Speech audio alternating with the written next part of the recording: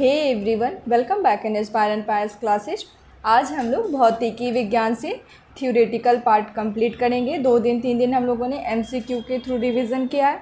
आज हम लोग थ्योरेटिकल पार्ट करके फिर आगे इसको एमसीक्यू के थ्रू रिवीजन करेंगे। तो चलिए देखते हैं कि क्या है इसमें। परमाणु बम सिद्धांत नाभिकीय विखंडन पर आधारित होता है। तो पिछले सीरीज़ में हम लोग कर चुके हैं कि परमाणु बम सिद्धांत जो है वो किस पे आधारित होता है, कौन से सिद्धांत पे, तो नाभिकीय विखंडन सिद्धांत पे आधारित होता है। विद्युत वाहक बल का मान विभवांतर से सदैव अधिक होता है। नाभिकीय रिएक्टर में ईंधन के रूप में यूरेनियम का प्रयोग होता है। तो ये बहुत ही इंपॉर्टेंट फैक्ट है कि नाभिकीय रिएक्टर में ईंधन के रूप में किसका प्रयोग होता है, तो यूरेनियम का प्रयोग होता है। नाभिकीय रिएक्टर में होने वाले अभिक्रिया के नियंत्रण के लिए कैडमियम या बोरोन की छड़ों का प्रयोग करते हैं। यहाँ पे दिया है कि ये ईंधन है, ईंधन के रूप में यूरेनियम का प्रयोग करते हैं। लेकिन जब ये पूछे कि नियंत्रण के लिए, अभिक्रिया के नियंत्रण करने के लिए कौन से छड़ का प्रयोग किया जाता है, तो ये कैडमियम या बोरोन का छड़ यूज होता है। नाभिकीय रिएक्टरों में न्यूट्रॉनों की गति को धीमा करने के लिए भारी जेल या ग्रेफाइट का मंदक के रूप में यूज होता है। तो फिर यहाँ पे क्या पूछा है कि न्यूट्रॉन की गति को धीरे करने के लिए मंदक के रूप में किसका यूज होता है, तो भारी जेल या ग्रेफाइट का यूज होता है। हाइड्रोजन बम का निर्माण जो है वो नाभिकीय संलयन पर आधारित होता है। परमाणु बम जो था वो नाभिकीय विखंडन पर आधारित था, लेकिन हाइड्रोजन बम जो है वो नाभिकीय संलयन पर आधारित है। सूर्य और तारों में ऊर्जा का स्रोत भी नाभिकीय संलयन है। एक्स किरणों का उपयोग जो है वो यांत्रिकी में, उद्योग में, जासूसी में, कला में, अनुसंधान में तथा चिकित्सा जगत में टूटी हड्डियों का पता लगाने के लिए किया जाता है। तो यहाँ पे ये उदाहरण के रूप में दे दिया है कि एक्स किरणों का उपयोग कहाँ कहाँ होता है, तो यांत्रिकी में होता है, उद्योग में होता है, जासूसी में होता है, कला में होता है, अनुसंधान तथा चिकित्सा जगत में टूटी हड्डियों को पता लगाने के लिए भी एक्स किरण का उपयोग किया जाता है। कोबाल्ट 60 जो है इसका प्रयोग कैंसर के इलाज में किया जाता है। चाय बनाने के लिए विद्युत द्वारा केतली में पानी संवहन विधि द्वारा गर्म होता है। संवहन विधि द्वारा गर्म किया जाता है। इंद्रधनुष आकाश में वर्षा के बाद सूर्य की ठीक विपरीत दिशा में बनता है। हमेशा ऐसा होता है कि जब भी इंद्रधनुष का फॉर्मेशन होगा तो वो सूर्य के विपरीत दिशा में ही होगा। ट्यूबलाइट में ऑर्गन गैस पारे के साथ भरी जाती है, जबकि मुख्य रूप से नाइट्रोजन होती है। चुंबक मुख्यतः लोहे और इस्पात के बनाए जाते हैं। लोहे और इस्पात को मिलाकर के चुंबक बनाया जाता है। सबसे पहले नाभिकीय रिएक्टर शिकागो में बनाया गया था। तो इम्पॉर्टेंट फैक्ट है कि सबसे पहले नाभिकीय रिएक्टर कहाँ बनाया गया था, तो शिकागो में बनाया गया था। गुरुत्वीय त्वरण जी का मान, यानी कि स्मॉल जी को, गुरुत्वीय त्वरण को जो है वो स्मॉल जी से डिनोट करते हैं। तो इसका मान क्या होगा, 9.8 मीटर पर सेकेंड स्क्वायर होता है। जबकि सार्वत्रिक गुरुत्वीय नियतांक यानी कि कैपिटल जी का मान जो है 6.6734 into 10⁻11 newton metre square KG square होता है। तो ये दोनों जी का फ़र्क पता होना चाहिए। जी की इकाई क्या है, कैपिटल जी, यानी कि गुरुत्वीय नियतांक की इकाई पूछ रहा है तो न्यूटन मीटर पर केजी स्क्वायर होगा। ध्रुवों पर जी का मान यानी कि स्मॉल जी जो है, स्मॉल जी मतलब कि गुरुत्वीय त्वरण का मान महत्तम होता है। कहाँ पे, तो ध्रुव पे सर्वाधिक होता है और सबसे कम कहाँ होता है, तो विषुवत रेखा पे होता है। पृथ्वी के केंद्र पर गुरुत्वीय त्वरण यानी कि जी का मान 0 होता है। जल पृष्ठ पर तरंगे ऊर्जा की वाहक होती है। पारा थर्मामीटर के नली को नहीं भिगोता है। मतलब थर्मामीटर का जो नली होता है उसमें पारा तो संचलन तो करता है लेकिन उसको भिगो नहीं पाता है। केल्विन मापक्रम का शून्य जो है -273 डिग्री सेल्सियस होता है। सूर्य एक गैसीय गोला है जिसमें कि 71% हाइड्रोजन, 26.5% हीलियम और 2.5% अन्य तत्व होता है। तो ये इतने सारे तत्वों का मिश्रण होता है। एक प्रकाश वर्ष 9.46 इंटू 10⁻12 किलोमीटर होता है और इसी को अगर मीटर में, सिर्फ मीटर में पूछता है तो 9.46 इंटू 10⁻15 मीटर होता है। बस इस पावर का अंतर हो जाता है। अगर किलोमीटर में हो तो पावर में 12 होगा और अगर मीटर हो तो पावर में 15 होगा। तो ये बहुत छोटा छोटा फैक्ट है जो आसानी से कोई मिस्टेक कर सकता है, इसलिए इसको याद रखना होगा। पृथ्वी द्वारा सूर्य के चक्कर लगाने में किया गया कार्य जो है वो 0 होता है। वॉशिंग मशीन अपकेंद्रण के सिद्धांत पर कार्य करता है। पहाड़ों पर खाना देर से पकता है क्योंकि वहाँ वायुमंडलीय दाब कम होने के कारण जल क्वथनांक कम हो जाता है।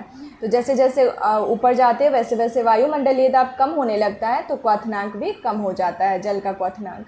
रेल की पटरियों के बीच कुछ जगह छोड़ी जाती है क्योंकि पटरियाँ गर्मियों में ऊष्मा पाकर प्रसारित होती है, इसलिए थोड़ी सी जगह छोड़ी जाती है ताकि वो प्रसारित हो तो उसे जगह मिले। जल के जमने से इसका आयतन बढ़ जाता है, यही कारण है कि जाड़ों में कभी कभी नल के पाइप फट जाती है, जम जाता है जिससे कि नल की पाइप फट जाती है। कैंडेला जो है वो ज्योति तीव्रता का मात्रक होता है। सिस्मोग्राफ द्वारा भूकंप तरंग को मापा जाता है। तो भूकंप तरंग को कौन से यंत्र से मापा जाता है? तो सिस्मोग्राफ के द्वारा। साबुन का बुलबुला जो है वो व्यक्तिकरण के कारण रंगीन दिखाई देता है। जैसे हम लोगों ने कल पढ़ा था कि जब पानी पे अगर तेल का कोई बूंद हो तो वो बहुत चमकीला दिखाई देता है, तो वो भी व्यक्तिकरण के कारण ही होता है। वैसे ही साबुन का बुलबुला भी व्यक्तिकरण के कारण ही रंगीन दिखाई देता है। भू स्थिर उपग्रह की पृथ्वी से ऊंचाई 36,000 किलोमीटर होती है। ग्रहों को कक्षा में नियमित रखने वाले बल को गुरुत्वीय बल कहते हैं। बर्नौली प्रमेय के अनुसार जिस स्थान पर द्रव का वेग अधिक होता है वहाँ दाब कम होता है। तो ये किस सिद्धांत के अनुसार? तो बर्नौली प्रमेय के अनुसार। बर्नौली प्रमेय के अनुसार गहरा जल शांत बहता है। रॉकेट की गति और जेट विमान संवेग संरक्षण के सिद्धांत पर आधारित होता है। जब प्रकाश वायु से कांच में प्रवेश करता है तो इसकी चाल घट जाती है। ट्रांसफार्मर का कोर जो है वो नर्म लोहे का बना होता है। तो बहुत कंफ्यूज करता है क्योंकि इसमें नर्म लोहे जल्दी समझ नहीं आता है कि लोहे का तो बना होता है लेकिन नर्म लोहे का होता है, इसलिए इसे बहुत ही डीप ये फैक्ट है जिसको याद रखना होगा। रेडियो का सुनना अनुनाद के कारण संभव है। किस कारण से रेडियो सुनाई देता है? तो अनुनाद के कारण देता है। कमरे में रखे रेफ्रिजरेटर का दरवाज़ा खोल देने पर कमरे का ताप जो है वो बढ़ जाता है। ऐसा नहीं है कि रेफ्रिजरेटर खोल दो तो कमरे का ताप मतलब ठंडा होगा, नहीं, ऐसा ठंडा नहीं होता, काफ़ी गर्मी हो जाती है। साइकिल में हवा भरते समय पंप बैरल रुद्धोष्म परिवर्तन के कारण गर्म हो जाता है। कम घनत्व के कारण बादल वायुमंडल में तैरते हैं। मैक नंबर का प्रयोग जो है वो जहाज़ों के लिए किया जाता है। दूध से क्रीम अलग करने पे दूध का घनत्व बढ़ जाता है। डॉपलर प्रभाव का प्रयोग जो है वो आकाशीय पिंडों के वेग ज्ञात करने के लिए किया जाता है। तो आकाशीय पिंडों का वेग ज्ञात करने के लिए डॉपलर प्रभाव का प्रयोग किया जाता है। यदि किसी वस्तु का द्रव्यमान m एवं प्रकाश का वेग c हो तो इसके द्रव्यमान से संबंध ऊर्जा जो है E=mc² होता है। तो इसको कौन दिया था? आइंस्टीन के द्वारा ये फॉर्मूला दिया गया था, E=mc²। किसी स्थान पर पृथ्वी का संपूर्ण चुंबकीय क्षेत्र क्षैतिज तल के साथ जितना कोण बनाता है उसे उस स्थान का नमन कोण कहते हैं। किसी स्थान पर पृथ्वी के चुंबकीय या मोटर के बीच की कोण जो है वो दिक्पात कोण कहलाता है। अस्थायी चुंबक बनाने के लिए नर्म लोहे का प्रयोग किया जाता है, जबकि अस्थायी चुंबक बनाने के लिए इस्पात का प्रयोग किया जाता है। तो ध्यान में रखना है कि जब अस्थायी बनाना हो तो इस्पात का प्रयोग होगा और अस्थायी चुंबक बनाना हो तो नर्म लोहे का प्रयोग होगा। शुद्ध फ्यूज टीन का बना होता है। प्राकृतिक चुंबक फेरस लौह ऑक्साइड Fe3O2 है जिसका कि आकार निश्चित नहीं होता है, इसका आकार निश्चित नहीं होता है। ट्रांसफार्मर विद्युत चुंबकीय प्रेरण के सिद्धांत पर कार्य करता है। तो यहाँ दे दिया है कि ट्रांसफार्मर जो है वो किस सिद्धांत पे काम करता है? तो विद्युत चुंबकीय प्रेरण के सिद्धांत पे। माइक्रोफोन विद्युत चुंबकीय प्रेरण के ट्रांसफार्मर भी और माइक्रोफोन भी विद्युत चुंबकीय प्रेरण के सिद्धांत पे काम करता है। कैथोड किरणें जो है वो अदृश्य किरणें होती है, ये दिखाई नहीं देती है। कैथोड किरणों का वेग प्रकाश के वेग का 1/10 गुना होता है। हवाई जहाज़ में फाउंटेन पेन से स्याही बाहर निकल जाती है क्योंकि ऊंचाई बढ़ने के साथ वायु दाब में कमी होती है, इस कारण से स्याही बाहर निकलने लगती है। एक स्थिर चुंबक का हमेशा उत्तर तथा दक्षिण को दर्शाती है।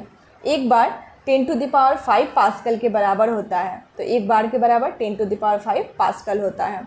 बर्फ़ के दो टुकड़ों को आपस में दबाने पर टुकड़े आपस में चिपक जाते हैं क्योंकि दाब अधिक होने से बर्फ़ का गलनांक घट जाता है, इसलिए बर्फ़ के टुकड़े आपस में चिपक जाते हैं। जब प्रकाश वायु से कांच में जाता है तो उसका तरंगदैर्घ्य घट जाता है।